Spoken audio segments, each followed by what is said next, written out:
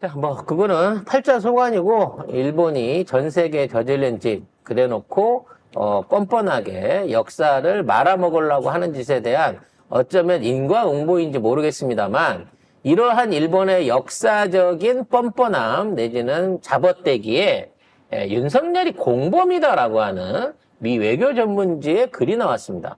글의 내용도 내용이지만 외교 전문지가 이런 걸 썼다는 걸 봤을 때 이미 미국 외교에서도 성렬이를 배제하기 시작하는 게 아닌가 싶은데요. 내용 확인 한번 하겠습니다. 네, 디플로매트에서 윤석열이 일본이 발견한 완벽한 공범이다. 라는 식의 제목을 썼습니다. 사도광산 얘기를 하면서 했거든요.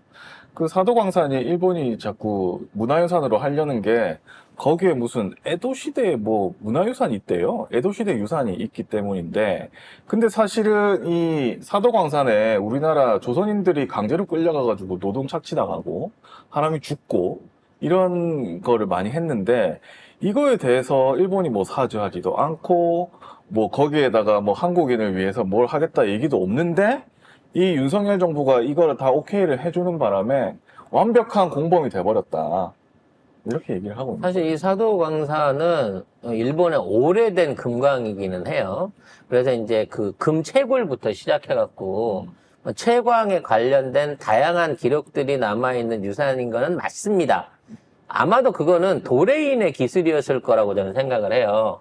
왜냐면 일본 자체적으로 가지고 있는 게 아니고 외부에서 들어간 그렇죠. 사람. 그리고 그러한 그 세공을 할 수 있는 기술 자체가 없었잖아. 우리가 삼국시대에 금관 동상 왕관 만들고 있을 때 얘네들은 목각 깎아가지고 불상 만들던 놈들이에요. 그러니까 그 시기에 뭔가 금광이 개발되고 유산이 있다 그러면 사실상 이 유산은 한국거나 한국의 도레인들이 전파했다고 봐야 되는 거거든요. 조선통신사 이런 아니 그 이전이지. 그 이전?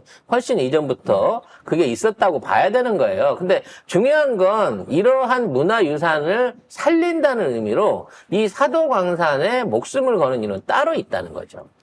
즉, 이 사도광산은 단순한 광업기지가 아니라 그동안 일본이 근대화를 하는 데 있어서 외국하고 무역을 할 수 있는 이른바 금을 생산해가지고 일본의 근대화를 이끌었고 그 금을 바탕으로 지금의 일본의 우익이 생겨난 거고요. 나중에 태평양 전쟁을 했을 때도 여기서 나온 금들이 사실상의 일종의 군자금 역할을 했던 거예요. 그러니까 이 사도광산을 운영했던 회사가 미쓰비시거든요. 그렇죠. 자, 미쓰비시 하면 우리가 또 기억나는 게 있지 않습니까?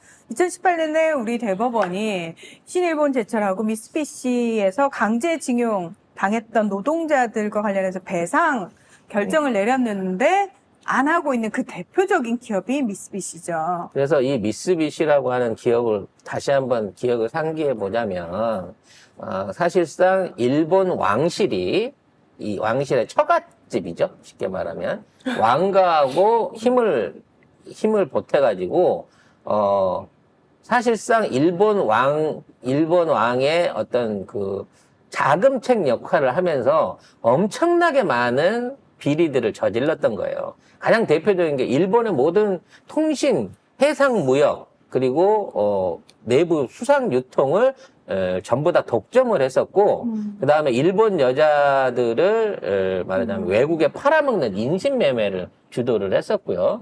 그리고 전후에는 각종 군수 기업들을 독차지를 했었고 이와 같은 국가의 핵심 자산들을 탈취해 받아가지고 사적으로 또는 우익들의 발전, 태평양 전쟁을 위한 쪽에 썼던 말 그대로 전범들의 자금줄 같은 그런 지역이었다는 거예요. 이걸 아름다운 문화유산으로 지금 포장을 하려고 하는 거예요. 지네들 유산도 아닌데 따져놓고 보면. 유네스코에 등재를 했고 우리 정부는 또 거짓말까지 쳐가면서 이거를 오케이를 해준 거잖아. 심지어 이와 관련한 그 문제는 2015년부터 한국인 강제노동 또는 징용에 대한 사과와 명구가 없으면 인정해 줄 수 없다라고 그런 거고 일본은 못한다 그래서 지난 10년 동안 못 해왔었어요. 근데 올해도 일본은 이 노동자들, 그러니까 광산 노동자들의 희생과 이런 부분에 대해서 애도를 표하고 거기에 대한 기념관을 설립한다라는 부분이 있는데, 일본이 이렇게 발표한 문서를 우리 외교부가 갖다가 노동자 부분을 한국인 노동자로 둔갑을 했단 말이야. 문서를 그래. 조작을 해가지고. 그래 놓고, 야, 우리가 그동안 걸렸던 문제를 해결했어. 일본이 해결해줬어라고 얘기를 했는데, 알고 보니 우리가 문서 조작질을 한 거였다는 거야. 우리 아니. 외교부가. 근데 그 한일 합의 관련한 내용 나왔을 때 아니라고 분명히 그랬거든. 예, 조선인 노동자만의 추도식이 아니라 거기서 일했던 모든 노동자라고 분명히 명시가 됐어요. 그러니까 일본 언론이 보도를 한 내용을 우리 언론이 번역해서 냈을 때는 그 내용이 그대로 있었다고요. 무슨 얘기인지 아시겠어요? 그러니까 일본 언론에 그 얘기가 그대로 나왔고 그걸 통해서 먼저 접한 사람들은 그 내용을 이미 알고 있었다는 거예요. 그럼에도 불구하고 우리 외교부가 가짜 문서 조작을 해갖고 여기에 남몰래 합의를 봐준 거에 대해서, 이 정부는 책임을 안 지고 있다는 거지. 그럼 이게 왜 하필이면 이 윤석열 정부에서 이런 일이 일어나는가라는 부분도 생각을 해봐야 된다는 거지. 이 말단 외교 공무원이 지가 아무리 뉴라이터라고 해도 국가 간에 일어나는 외교적 분쟁 문제를 일으킬 수 있는 이런 짓걸 겁대가리 없이 할 수 있어요? 만일에 했다 그러면 정부가 나서갖고 문서 조작한 놈 잡아서 처벌하고 원인 무효하고 유네스코에 등재 거부 관련된 의견을 내야 되잖아. 근데 안 내잖아요, 이 정부는. 정부 바뀌고 이거 처벌해야 됩니다. 이거 한 놈들, 거짓말 구라친 놈들 다 처벌해야 됩니다. 외교 문서를 위조를 해도 이 나라에서는 아무런 문제가 안 된다는 게 정말 지금 가만히 있는 뼈가 그 아픕니다. 공무원 놈들 다 처벌해야 되고요. 할 놈들이 너무 많네, 아주 그냥. 자, 이와 관련해서 우리 정부가 독도 주변에 해양조사 활동을 하고 있는 거에 대해서 11일 날 일본 놈들이 강력한 항의를 해왔답니다. 대놓고 지들 땅이라는 거지, 이제. 아니, 어떻게, 일본, 이런 일이 지금 몇 번째 일어나네. 기억도 안 나는데.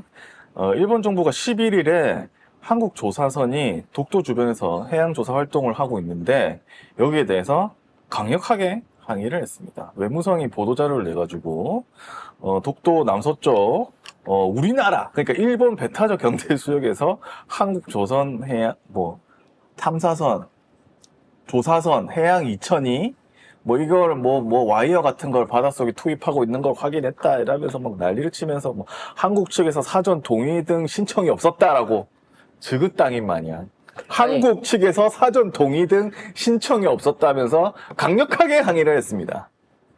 항의하지 말고 그럼 니들이 직접 배를 보내서 나포를 하든 쏴. 쏴.